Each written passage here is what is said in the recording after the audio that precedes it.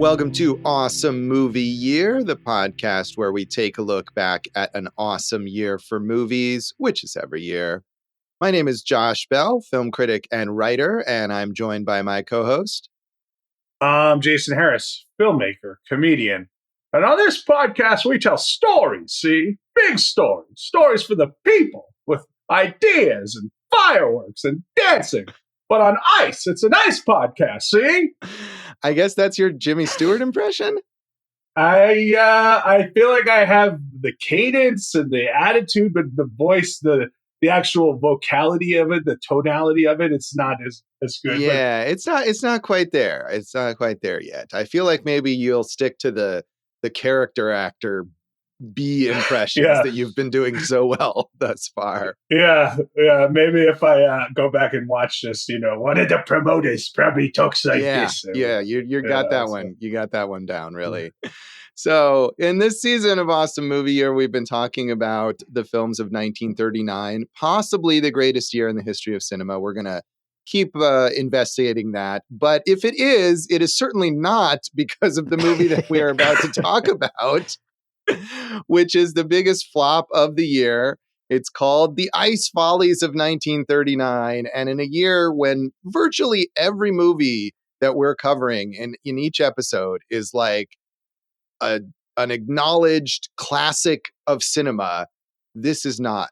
It's probably the only one where maybe every listener is thinking, what the hell is this movie?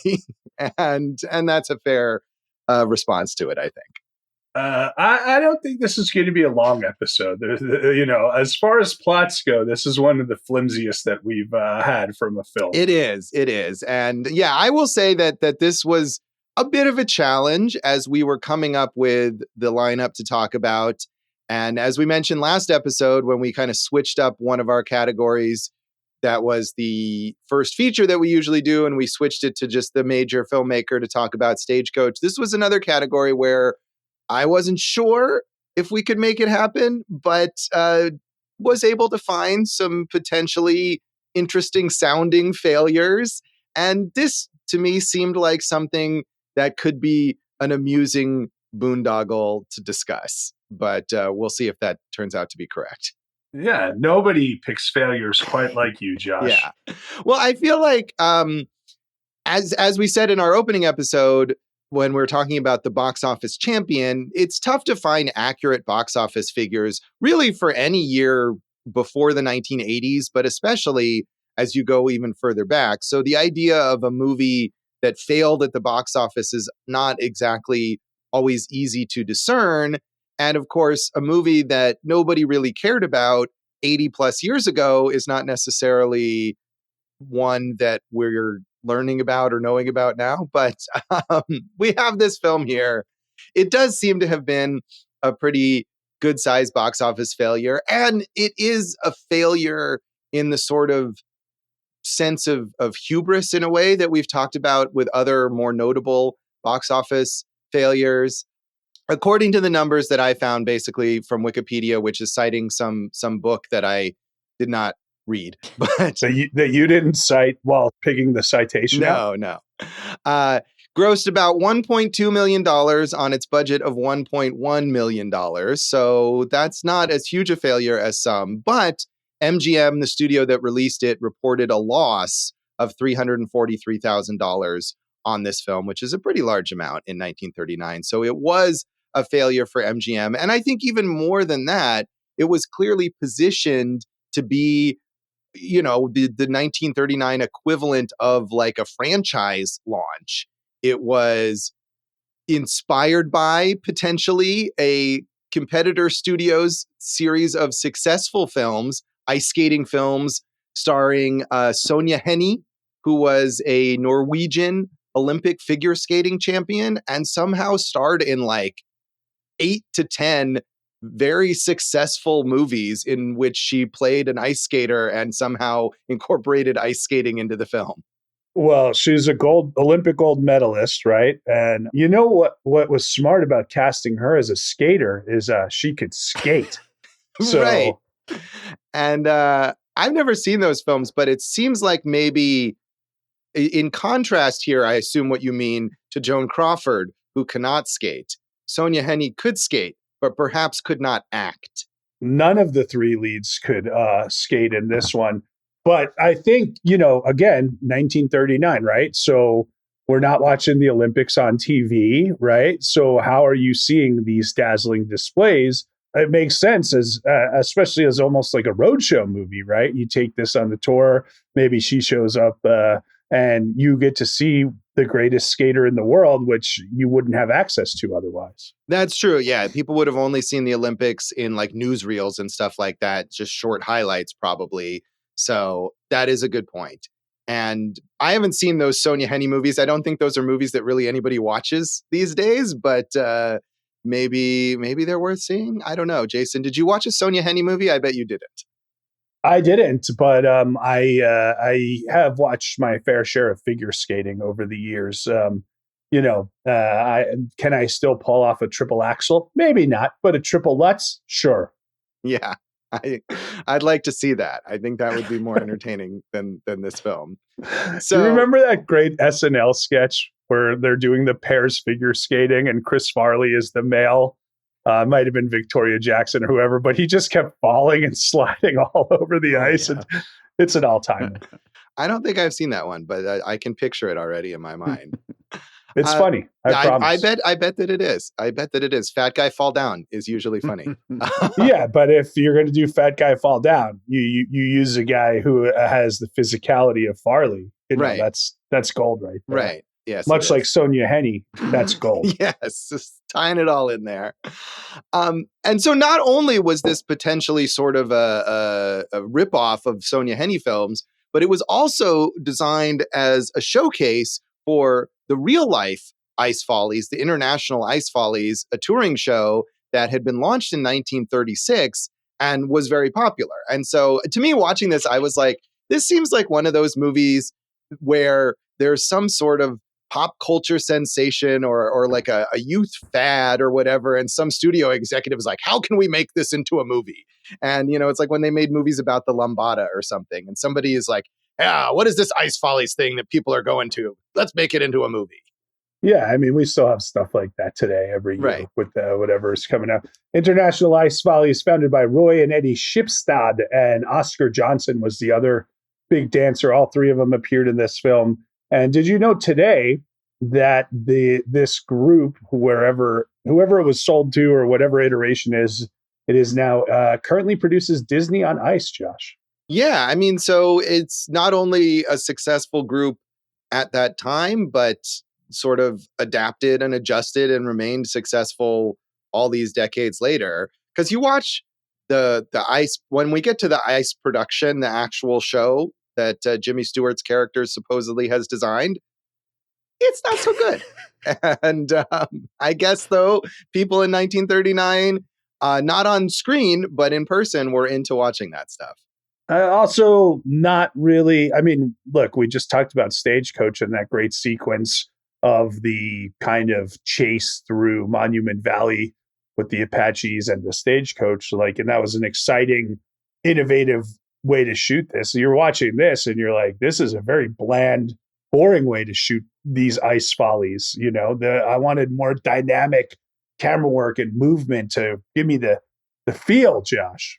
Right. No, I totally agree. And as I was watching those sequences, I was thinking, like, if these had been staged by Busby Berkeley or something like that, who was working around the same time, it would have been at least visually interesting. Whereas now it just feels like filler. Yeah, I mean, they finally go to that big overhead shot, the Busby Berkeley shot, right? And you're like, finally, where was this? I wanted to see the depth of field here and, kind of how all these dancers fit in as a whole into the environment. And it's just shot in a very static way where you don't get to see those dimensions. Yeah, it's really underwhelming. And it goes on for so long, it needs to have something more to grab you. And it just really, really doesn't. And director Reinhold Schünzel was not exactly one of 1939's top filmmakers either. So, they didn't get the top talent here to come up with something visually interesting. Yeah, but he did, he was a working filmmaker. He made films in Germany and I think in West Germany after the war. And he also acted in movies like Notorious. Yeah, he was. It seems like maybe more of an actor than a director, or more prolific as an actor. But yeah, I mean, his career had gone all the way back to the 1910s in Germany, so he certainly had a lot of experience. But he wasn't. He's not a top talent. He's not one of these filmmakers from this classic. I mean, there's so many titans of filmmaking here in this era working in Hollywood, and he's not one of them. Yeah. Okay. So I agree with you on that. But let's just say this: even if those ice dances were shot in a more compelling way, it's still a very flimsy script here, right? So I don't. I think that it could have been elevated a little more, but I think this maybe was doomed from page before it even got to the screen. Yeah, I mean, I think you're right, and the non-ice scenes, the just the character stuff, maybe could have been stronger with another director, but it definitely starts with this really kind of crappy script. So, critics at the time were also not particularly enamored of this film. Frank S. Nugent in the New York Times said, Ice Follies isn't altogether a spectacle picture. It also has a plot, and one which, if you will excuse our saying so, has been put on ice too late. Far be it from us to rap one of Mr. Rapp's more glittering productions. What we mildly object to is the fact that the glitter does not extend to the dialogue, the incidents, the characters, for whom fictitious is an understatement, or the story, which is the one about the matrimonial clashing of two careers. And how brilliant yet harmonious both turn out to be, finally, with James Stewart producing the pictures and with Joan Crawford starring in them, while that top-flight motion picture mogul Louis Stone, remember what we said about the characters, looks benignly on. Miss Crawford, Mr. Stewart, Lou Ayres, Mr. Stone, and the others do as well as could be expected with such roles. The ice skating is nice, and the first picture Mr. Stewart produces is all in Technicolor. Oh, you want to be a movie star? Who's going to cook me my dinner then? Yeah, I mean that kind of story, as here Frank Nugent is pointing out when he's like, oh yeah, it's that one again. It was not uncommon in this period, but it is especially clumsily presented here. The idea of, oh, a woman with a career, how could that possibly be acceptable?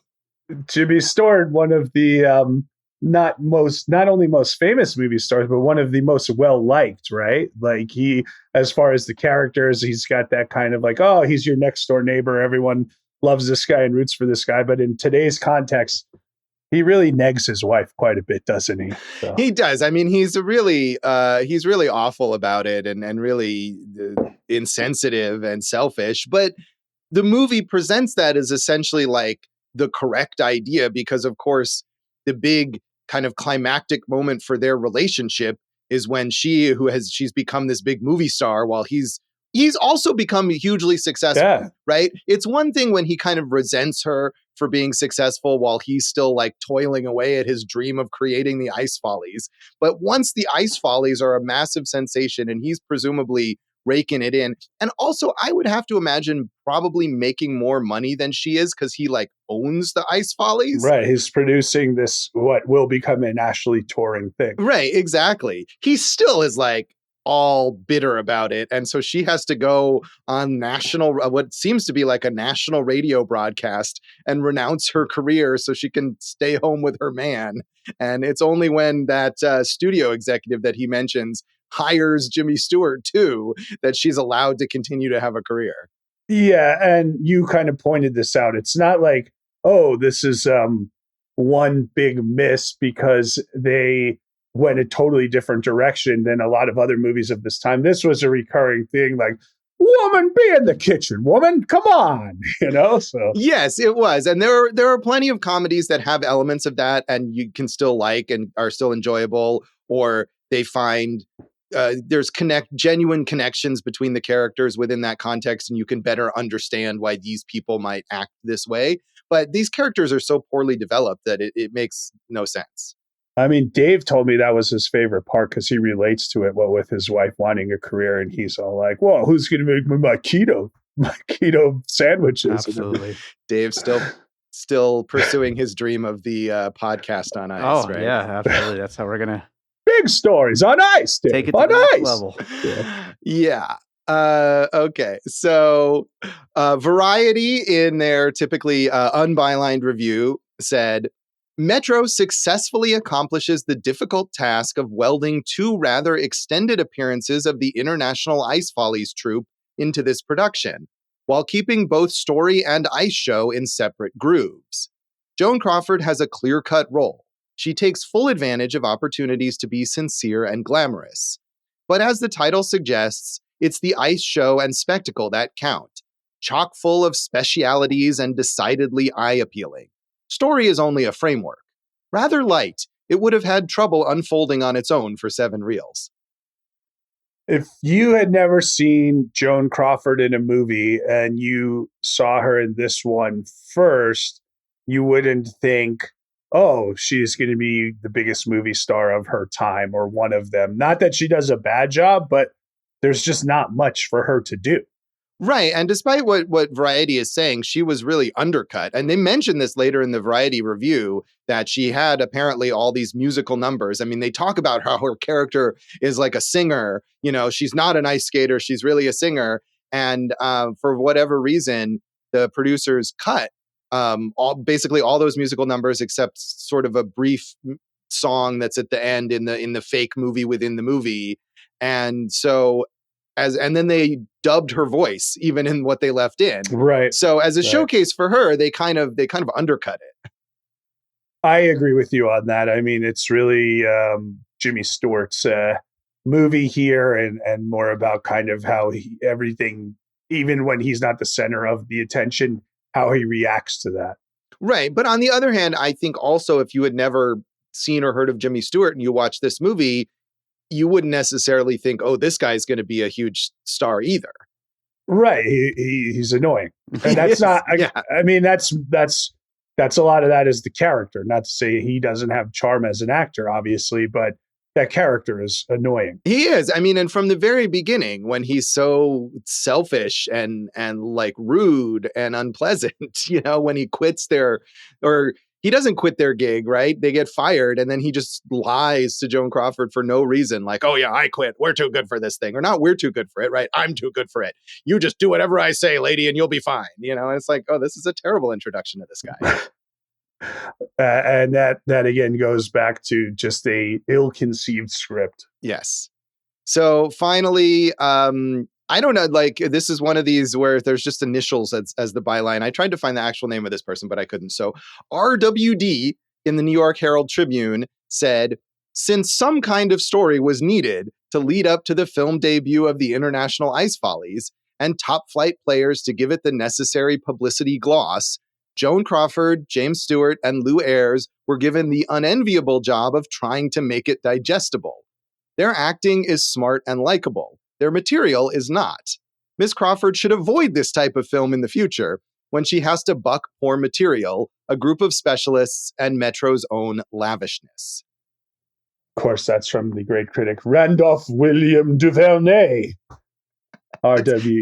That's a convincing sounding name that person could have been. But yeah, I don't know. Sometimes in the past, in like our 1953 season, I did some research and found these people's actual names when they're bylined like that. But this one I could not find. So that bit about how Crawford should be avoiding movies like this, I'm guessing you read this too, that like after this film came out, there was a talk about some sexism, although it's funny to bring this up because of, and I'll tell you why, Josh, but there was an article, I think it was probably in Variety, where they named a bunch of female stars who they considered box office poison. Did you read about that? Yeah, I mean, that's a fairly, I mean, even though it was a bunch of other people, it's a fairly famous like moment in Joan Crawford's career. Yeah, Marlene Dietrich, Mae West, Katharine Hepburn.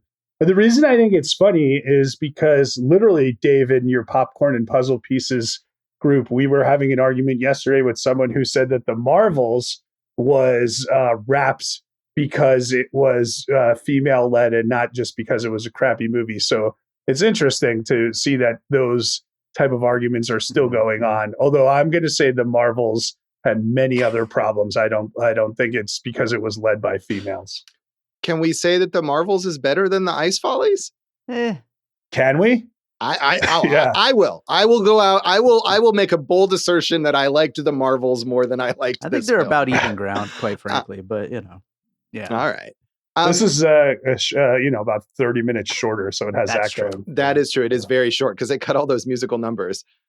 The interesting thing too about that is that, I mean, both in that article saying that Joan Crawford needs to pick better roles, and also in that article in Variety about box office poison, is that at this time, almost no one, even the biggest of stars, was able to choose their roles. People were under contract to studios.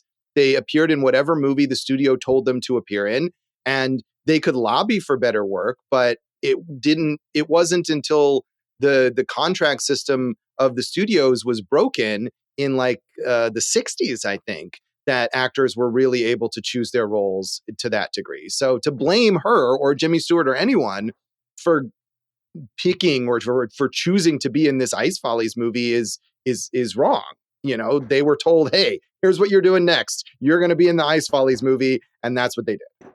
And she was so unhappy with this film and a few more unpopular movies that she bought her contract out for $500,000. And that's when people just assumed she was going into retirement before her big comeback with the Academy Award for Best Actress in 1945 for Mildred Pierce. Yeah, she left MGM and seemed to be kind of washed up, but was not.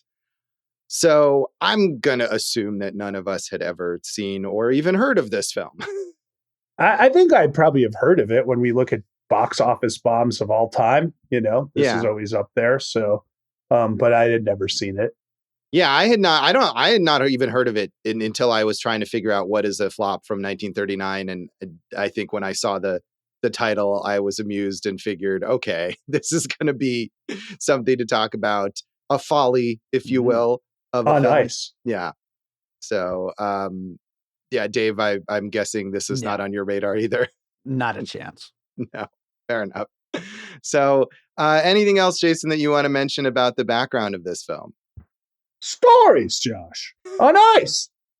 You keep working on that Jimmy Stewart impression, and we'll come back and talk more of our general thoughts on the Ice Follies of 1939.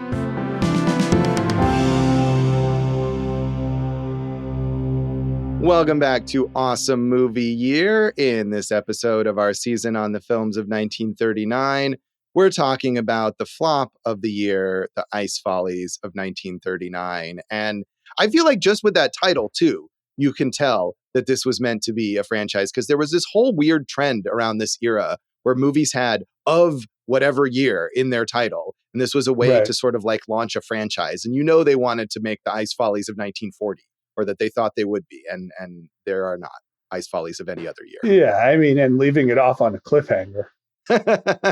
Yes. Where they're skating in a different universe. It's a multiverse of Ice Follies. Right, that's a lot for us to intake there, the Ice Josh. Follies Cinematic Universe, or IFCU, is something we really missed out on. Yeah, RWD could have talked about the IFCU and and maybe the NYT, and we would have had a whole lot of figuring out to do. Yeah. So, did you like anything about this movie? Short. It is short, yeah. Like I said, I think maybe just because they cut those musical numbers and it ended up being so short after that. I mean, look, it's always nice. You know, these are legends of the screen, even if this isn't their best vehicles. It's nice to see that, to see them do whatever it is that they do. Yeah, maybe that's not the best thing. I like Louis Stone as Tolliver. I thought he was the standout of this thing. Yeah, he's he was a very prolific character actor in this era, and he gets that kind of like sort of avuncular, dignified older man thing going, which I'm sure he was much nicer than an actual studio executive in 1939. Yeah, you wonder, are all these characters, are they always based on like Lou Wasserman, right? Right. But he does have that kind of like, we're going to give you a screen test, and then after that, we'll see where you fit. And, it just kind of goes, he plays that character in a very convincing manner. Yes, yeah, he does. I mean, this is, just like the big stars, obviously all of those kind of B-level people or whatever were also just going wherever the studio told them. And they come in and they kind of make the most of whatever their little character is. I mean, you did your little impression there of the manager or the agent character played by Lionel Stander, who has a kind of distinctive voice. And I've when he showed up, I was like, oh, I've seen this guy in other movies I've seen from the 30s and 40s playing basically the same character with that voice. And he shows up and he gives it all he's got in this little nothing role because that's what you do at that time. And so there's some pleasures to be had from watching that stuff. Yeah, and I mean another trend that you see a lot in movies like this is like a married couple with a roommate, right? Right. And it's the best friend, but there's always a roommate, and it's, I'm not needed here anymore. You guys got your own thing going on, right? And then in the big act, towards the end of Act 2, it's like, Eddie, it's you. Well, I've been wondering what happened to you, and they always reunite or whatever. Right. I mean, in this case, that's Lou Ayres' character, and he is the platonic ice skating partner of Jimmy Stewart's character, which I have to assume is partially inspired by like the actual creators of the real Ice Follies, who were two dudes, or three, I think. So yeah. Something in there. But right, the idea is that they've been pursuing their dream of arts on ice or whatever the hell it is that they're trying to create for all these years. And then Joan Crawford comes in and she's like the Yoko Ono of this ice duo, right? She breaks them up and distracts Jimmy Stewart. And now he's got this big dream. And so his partner leaves to go do his own thing. But then, yeah, they and there's not even, because it's such a short movie, there's very little time that elapses between those moments that you're talking about. Like when he's like, I guess I'm not needed, and he leaves. And then Jimmy Stewart is like, look, it's you. It's like 2 scenes later. Yeah, the only conflicts here are, one, Jimmy Stewart's character is losing all his money trying to figure out how to put on this ice show. And 2, Joan Crawford becomes a movie star and Jimmy Stewart's ego can't handle it, right? So those are the only 2. So otherwise everything just always gets resolved. And I think when you're talking about like the scene where he leaves, there's very little resistance, right? Of like, don't leave. And then he's like, but I got to go. And he's like, all right, you go then, And I think we get a lot of that in this movie. And it's, when you're talking about flimsy, even, I keep joking around about how he wants to tell stories and this and that. Like, I think we needed a better explanation of what he sees in his head as like what these ice follies can be and why they're so important and why he's working so hard to, what is he trying to do that's so different than other ice shows, right? And why is his vision so important? Like I needed some of that, like that Whiplash style meticulous explanation of what it actually could be if he executed it. Right. And when he talks about it, like other characters are so blown away, like that agent character, right? It's just like, this is the most brilliant idea I've ever heard. And he has this whole bit where he like fakes a phone call that he's going to get them financing. And Jimmy Stewart leaves to go send a telegram. And the partner guy is there and realizes that it was a fake phone call. And he asks the agent why. And I feel like in another movie this way, it would be some like shady guy who's going to like ruin them or whatever. And the agent's just like, no. This is the most brilliant idea I've ever heard. I had to do this so that I could keep it and, make it happen. And no matter what, I'll get the money. And then there is no scene where he actually gets the money, right? No sense of how it might be difficult. Just cut right to the Ice Follies are a success. Well, I think that, the way he got the money was like the idea of like, we're going to sell out houses all over the place. And then they do, right? But we never, on the flip side of that coin, we never get the scene where Jimmy Stewart's character finds out that this guy was like pulling something off underneath his nose, so to speak. And then they have their like, but I did it for you, kid, right? And then, they fight and then they either resolve it or they go their separate ways. Right. I mean, and I think part of it, though, is because this is basically the 1939 version of product placement, right? It's an advertisement for the real Ice Follies. And so every time Jimmy Stewart says like the Ice Follies, it has to be like, oh, It's brilliant. I can imagine the Ice Follies guys telling the screenwriter, all right, now you got to say it's storytelling on ice. You got to say it's this, it's that, because they're hyping up this real thing. And so I feel like that's part of the reason why we don't get a sense of it is because it's basically just an advertisement. The screenwriters, Florence Ryerson and Edgar Allan Wolfe, we just spoke about in our Wizard of Oz episode. Yeah, Wizard of Oz. Of course, as we talked better about, film, Josh. Better That's film, better written. I was going to say, as we talked about in that episode, that had like a dozen writers, and who knows how much of Edgar Allan Wolfe's material, just because he was credited, actually made it in. But yeah, better script there. It must be tough to be a professional writer and be like, you're only the second best Edgar Allan that's a professional writer, right? You've almost doomed that guy. I feel like though, if that's your name, like I didn't look him up. If assuming that's really his actual given name, like you choose that to be credited that way. He could just be Edgar Wolfe, and he added that middle name of his in there so people would think of that association. So he brought it on himself. Unless when he was born, his parents were like, he's going to be a writer and we're going to prove it. We're going to name him Edgar Allan Wolfe. And for the rest of his life, we'll put that pressure on him to succeed as his namesake did. And it worked. He was quite a successful screenwriter, at least in 1939. I'm surprised no one was like, hey, you're Edgar Allan Wolfe. You got to adapt all the Edgar Allan Poe stories for us. Yeah. Would be a smart move there. Edgar Allan Wolfe has written The Cast of Amontillado on Ice. I feel like that's like the direction that this is going in. Like this is trying to really hard sell you on the idea of like artistic ambition in ice shows, right? And I'm cool with that. I love that idea of anyone exploring their art and taking it to the next level and whatever. And, that's why I mentioned Whiplash as an example of that, right? And, from a personal experience, I've written scripts about stand-up comedy, and I'm always like, how do you translate the idea of writing and what you're going for into a cinematic space, as opposed to just, I'm going to get an easy laugh. I'm going to try to write a more resounding joke than that. And it's tough to do that. And as you see by this movie, it doesn't always succeed. Right. I think that may be part of it, that for, whatever the reason it was, again, some studio executive is like, these Ice Follies, we need them in a movie. The poor Edgar Allan Wolfe was stuck with trying to figure out how to make that work. And it's not easy. And he failed. Well, Florence Ryerson did too. Right. Yeah. There's a third writer too, I believe. They all failed. What did you think about the big Technicolor finale? Did that work for you, or did that switch? Or what did you think of the weird ass movie within the movie there at the end? I didn't.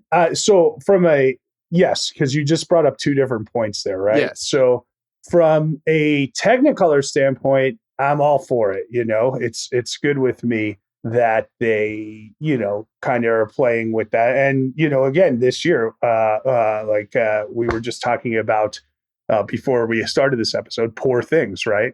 So we're still seeing the kind of usage of different palettes and color tones. And I understood it. And I actually think it makes sense from a storytelling standpoint here. So from adding the Technicolor, all good. I'm all for that.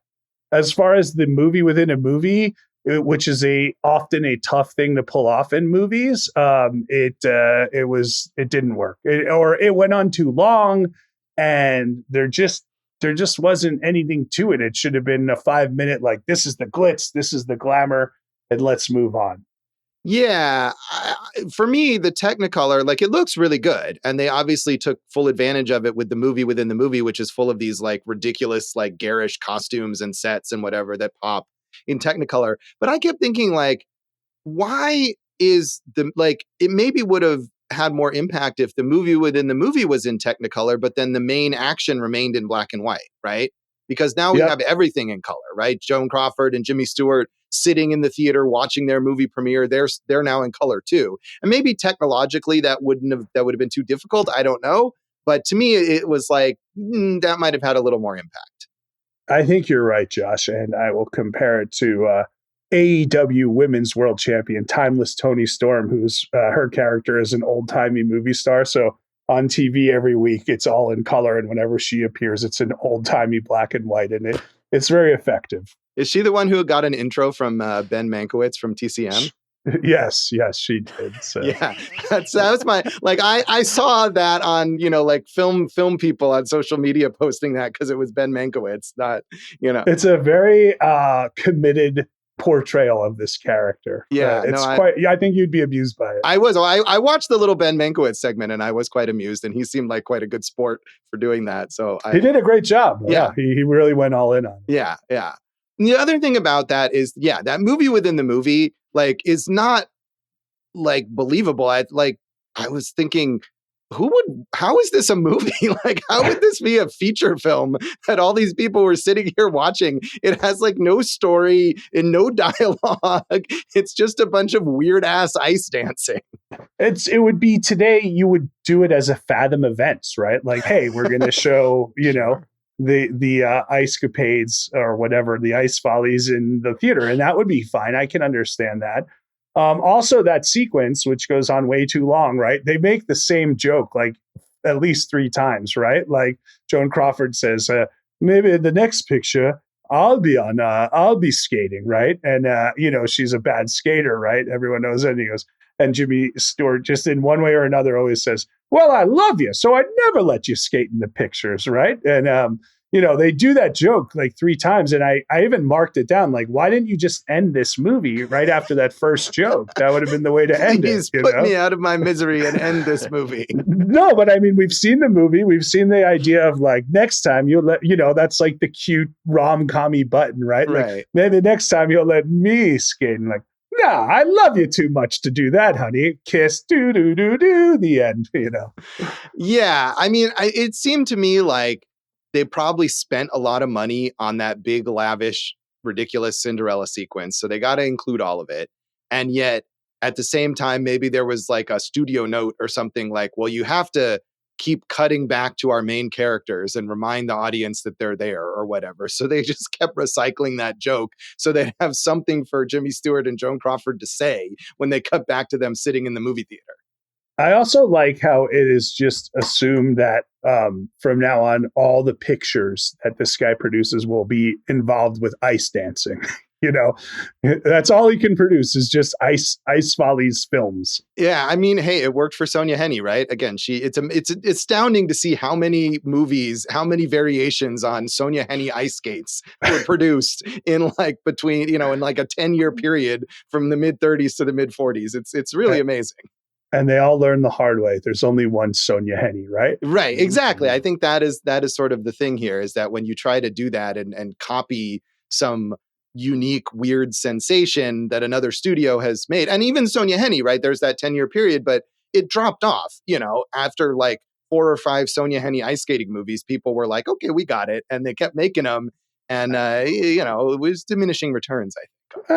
Part of that is probably, an athlete who has peaked also. And that happens to every athlete. They're not as good as when, as their body diminishes, they can't pull off. Because if you watch one Sonja Henie movie and you're like, oh, I'm all in on this, then you want her to go bigger and bigger on the next ones, right?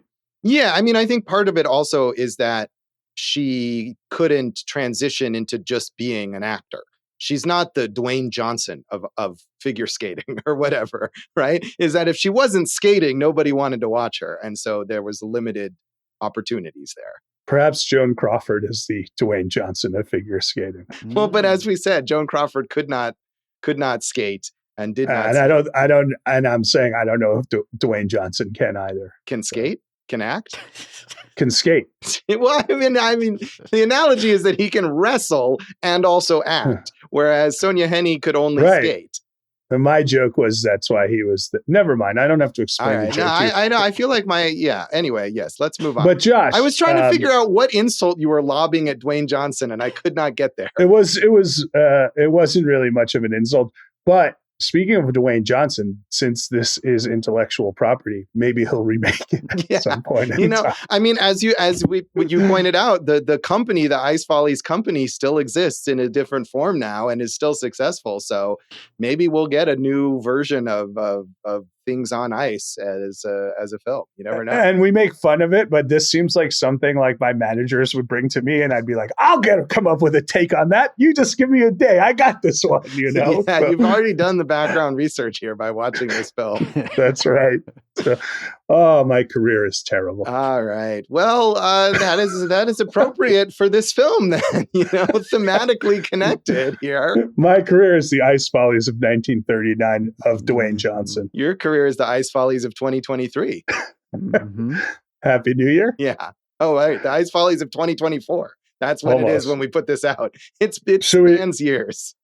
Yeah. Well, obviously we're talking about it 90 years later almost. So I think we should rate this. Yeah, Josh. yeah. I think we've really, covered all the ground here. So should we rate this out of 5 racist Native American ice skating acts? This is yet another movie where we have to deal with that, right? Yeah. So yeah. Although this is less racist than Stagecoach was. Right. It's a very brief minor element. It's just got the kind of the teepees and the headdresses and whatever, all these stereotypical iconography or whatever. So but it didn't surprise me that it showed up. All right. So out of 5, we can use a different standard there.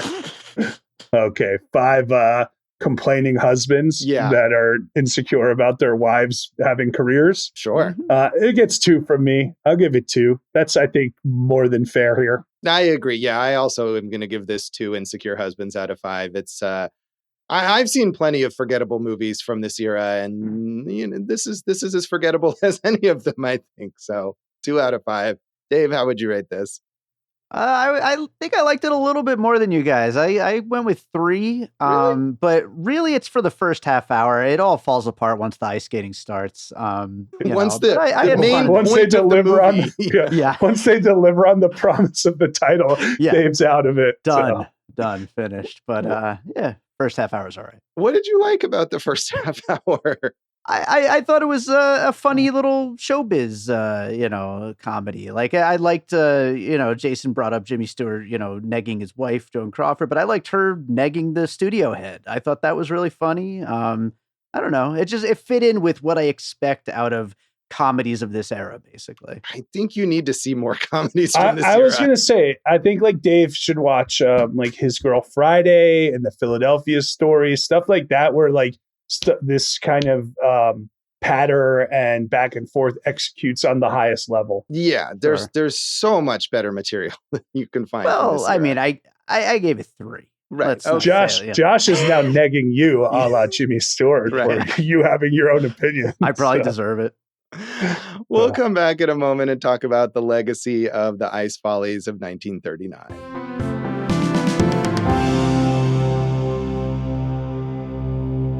Welcome back to Awesome Movie Year. In this episode of our season on the films of 1939, we are talking about very much a film of 1939 because it has that in the title, The Ice Follies of 1939.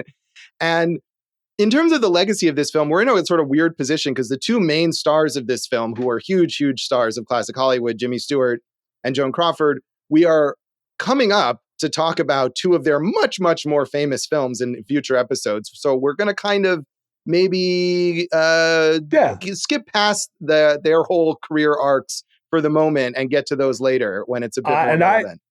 I think they'd appreciate that. I think they would. Yeah, not to be focused on the Ice Follies. I will say just one thing related to Joan Crawford, because it actually seriously connects to this film, is that in the 1981 film Mommy Dearest, which is this notorious, campy biopic of Joan Crawford starring Faye Dunaway, the opening scene of that film features her going to film Ice Follies of 1939. And I watched all of Mommy Dearest just for the sake of 30 seconds of Ice Follies content. You see her in the limo reading the Ice Follies script, and then she shows up at the studio, and you see her in her dressing room or whatever, getting her skates laced up. And that's literally all. Yeah, but you would have watched that movie anyway at some point. It's a notorious film. It's a campy classic.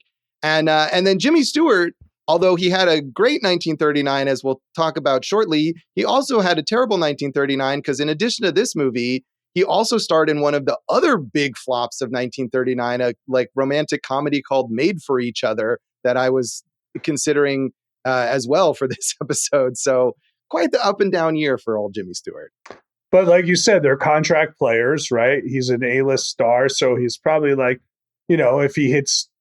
if he gets 2 or 3 out of 5 and they're good, then he's more than done his job. Right. Yeah, that was definitely the thing. And these actors, as I think we've talked about already, they're so prolific during this era that even if they're in all these major classics, you look at their filmographies and it's filled with movies that nobody remembers anymore. Well, thankfully, we're here to remind them. We are. That is good. So let's talk about the other players. Like you mentioned, Lou Ayres, Josh, who played Eddie, the best friend. He had an Academy Award nomination for Johnny Belinda. You ever see that one? For Johnny Belinda. Whoa, even better. Yeah. And he won a Golden Globe for his documentary Altars of the World, which he directed. But, he was known for being in movies like All Quiet on the Western Front, Battle of the Planet of the Apes, and he played Dr. Kildare. Everyone had what we're learning is like, this actor played this character in 27 pictures, right? He was Dr. Kildare in like 9 movies, I think. Yeah. I mean, before, I believe there was a Dr. Kildare TV series later that was better known. But a lot of these characters, before the existence of TV, they just churned out these movies, 1 or 2 a year sometimes with these like serialized characters. Right. And speaking of that, Lewis Stone, who played Tolliver, the head of the agency, he was Judge James Hardy in the studio's popular Andy Hardy film series, also nominated for Best Actor in 1929 for The Patriot, where he played a Russian count, Josh. And he was in 7 movies with Greta Garbo, including Grand Hotel. Yeah, all of these, actors, as we've been saying, their filmographies, especially these like character actors who just worked nonstop. It's like hundreds of films almost or whatever, and long careers. I mean, Lou Ayres he was nominated for an Emmy for appearing on Kung Fu. So I mean, the arc of that career that lasts for many, many decades is always amazing to see. Lionel Stander won a Golden Globe for his work in Heart to Heart, Josh, which I think was the 80s. But he's interesting to read about because he was blacklisted, with the McCarthyism and everything. And there's a play by Eric Bentley, Are You Now or Have You Ever Been? And that kind of utilizes his story and his testimony, I think, as part of the play. Right. He was able to go to Europe and work it seemed like fairly steadily in Europe while he was blacklisted. And then, of course, eventually came back to Hollywood and worked on Heart to Heart on TV and other things. I mean, he worked all the way until 1994, which was when he passed away. So again, just these like amazingly long careers is cool to see. Dave, you'll be happy to know he was the voice of Cup in Transformers, the movie. Hell yeah. From the 80s.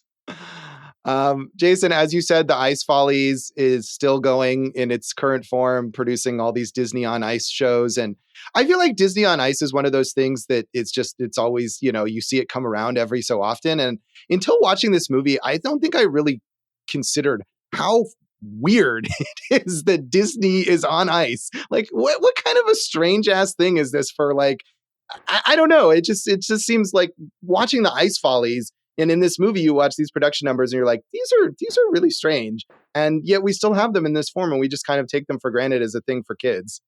I think I'm going with Scarlett to the new one this year, but in 2024. But it is interesting because we have Disney on Ice, but we don't have like Disney in water, but Disney on the mountains, Disney Sky Show or whatever it is. Exactly. Right? It's like, how is this being on ice, the thing that has like endured for decades? Like, why? Well, I told you, triple axles, triple Lutzes, triple Lindy's, things like that, Josh. Have you taken Scarlett to this in the past?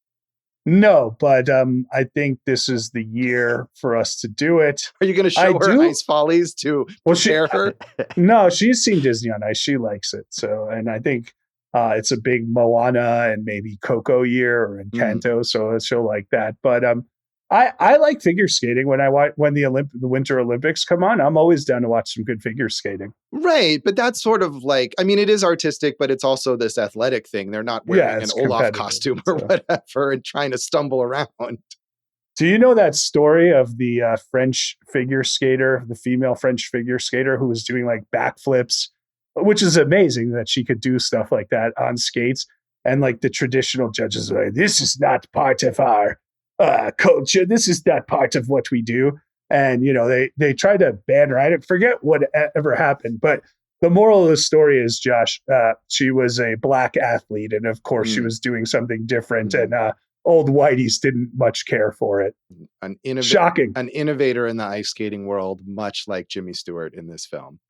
Yeah. Well, not just in the ice skating world, in the motion picture world also. Absolutely. The other thing that just sort of strikes me, and I mentioned this before, is this weird trend of movies in this era where they have of the whatever year they came out in the title. And I've seen like the Gold Diggers, some of those. Gold Diggers of 1933 is a great film. And we're watching Fashions of 1934, a Betty Davis film, as I watch all of her movies. And I don't know why that was, that they had to remind people what year it was when they went to see these movies. But I guess that was sort of a way to designate these little franchises. The actor Charles D. Brown, who played one of these bigwigs, Mr. Barney in the movie, was in Gold Diggers of 1937. So along with Grapes of Wrath and Big Sleep and about 100 other movies. I haven't seen Gold Diggers of 1937, but I will say Gold Diggers of 1933 is fantastic. And if we ever cover that year, we'll probably talk about it. So, Josh, who do you think is box office poison today? Well, I think no one. I mean, this is probably part of our discussion of like movie stars, quote unquote, don't really exist in the same way, both positively and negatively. Like no one is box office poison, but almost no one is like a guarantee of success as a movie star because they're in a movie. It's all about the IP and whatever, which is why we probably would get another Ice Follies movie, because that's what studios think people want to go see versus Tom Cruise or Brie Larson to go back to the Marvels or whatever. So I don't know. What do you think about that?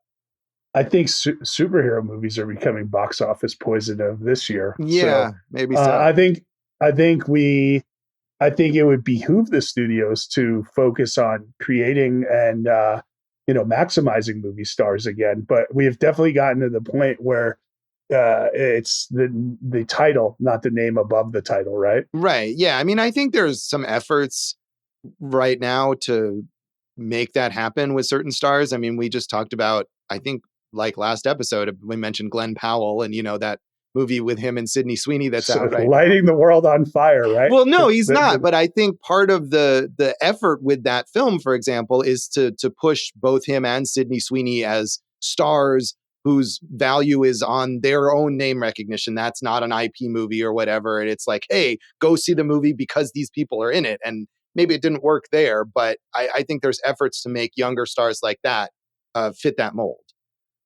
Yeah, I mean, you mentioned Tom Cruise, who I always said the last of the movie stars. And, I know Mission Impossible didn't crush everything this year, but you wonder, I mean, I think Timothée Chalamet proved that he's a box office star with how well Wonka's doing. I wonder if like Margot Robbie now is a box office star or if that was just the Barbenheimer thing or whatnot. She's a great actress.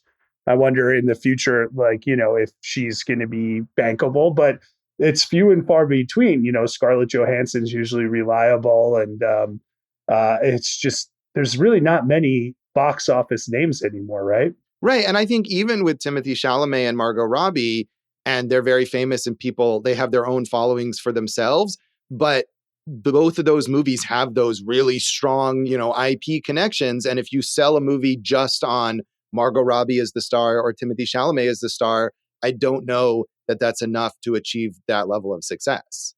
Yeah, this is stuff they didn't worry about in 1939. Put the stars in the picture, put a 39 at the end, and let's have some ice dancing. Indeed. Do you have a favorite ice skating movie, Jason? Ooh, good question. Can I say the Mighty Ducks because of their usage of ice skates in ice hockey?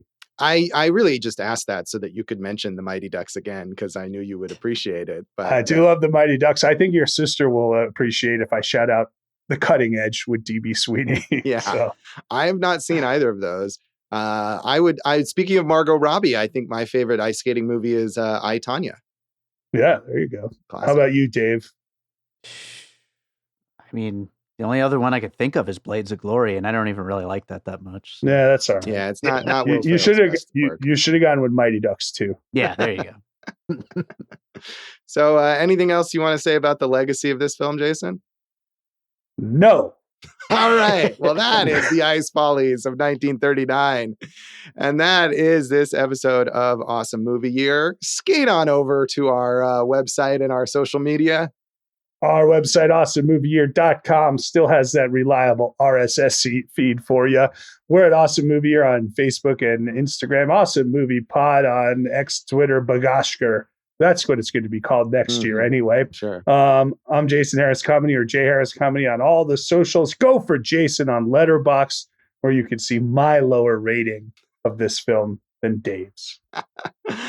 Old stuff for me available, and maybe something new by the time this comes out. Probably not. At joshbellhateseverything.com. You can find me at Josh Bell Hates Everything on Facebook and at Signal Bleed on Twitter, X, and Blue Sky, and Letterboxd. And Bagashka. And yeah, that too. All of those things. And listen to our producer, David Rosen's awesome podcast, Piecing It Together.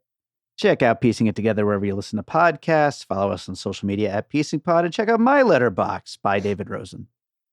Jason, what do we have in our next episode? Well, looks like this impression's going to live for at least one more show, huh? Big show, because it's me, Jimmy Stewart, back with a Palme d'Or winner, you see, and that's called Mr. Smith Goes to Washington. We'll see if that impression gets better. Tune in next time for Mr. Smith Goes to Washington, and thanks for listening. Spoiler alert, it won't. Thanks for listening to Awesome Movie Year. Thank you for listening to Awesome Movie Year. Make sure to follow Awesome Movie Year on Facebook, at Awesome Movie Pod on Twitter, and at Awesome Movie Year on Instagram. And if you like the show, review us and rate us with 5 stars on Apple Podcasts.